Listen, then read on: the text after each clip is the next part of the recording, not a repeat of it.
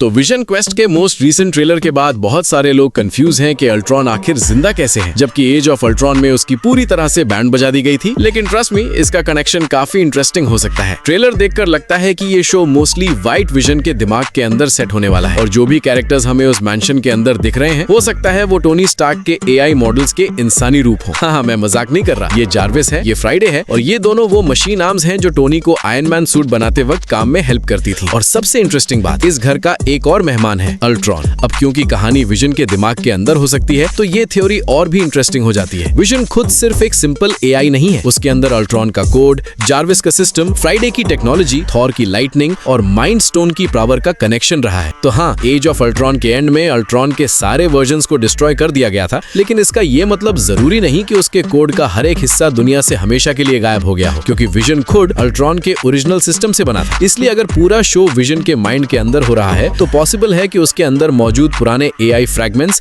अलग अलग इंसानी रूप में नजर आ रहे हो और इसी वजह से जार्विस का लुक भी अलग हो सकता है। काफी लोग कंफ्यूज हैं कि विजन ही जार्विस है, क्योंकि दोनों की वॉइस सेम है, लेकिन एक्चुअली जार्विस विजन नहीं है। जार्विस टोनी स्टार्क का AI असिस्टेंट था, जो उसके आयरन मैन सूट्स और टेक्नोलॉजी को कंट्रोल करने में हेल्प करता था। और हाँ, शो में हमें एक स्पीडस्टर भी देखने को मिल सकता है, क्योंकि ट्रेलर के हिसाब से टॉमी अपने फादर को ढूंढने की जर्नी पर है। अगर तुम नहीं जानते, टॉमी उन 2 बच्चों में से एक है जिन्हें वांडा ने अपनी फेक रियलिटी में क्रिएट किया था और टॉमी के पास सुपर स्पीड की पावर है। और ऑनेस्टली सबसे ज्यादा मजा मुझे विजन और अल्ट्रॉन के बीच होने वाली फिलोसॉफिकल बातों का आएगा, क्योंकि दोनों एक दूसरे से कनेक्टेड है और ये अल्ट्रॉन को MCU में वापस लाने का काफी स्मार्ट तरीका भी हो सकता है। कॉमिक्स में अल्ट्रॉन एक बहुत बड़ा थ्रेट है, लेकिन MCU में उसे सिर्फ एक मूवी के बाद खत्म कर दिया गया था। अब विजन क्वेस्ट उसकी वापसी को डायरेक्टली एक नए विलन के रूप में नहीं, बल्कि विजन के अपने माइंड और पास्ट के थ्रू एक्सप्लेन कर सकता है। और अगर ये थियरी सच निकली, तो अल्ट्रॉन की वापसी बिना किसी बड़े प्लॉट होल के हो सकती है। अब देखना यह है कि विजन के दिमाग में अल्ट्रॉन असल में क्या चाहता है।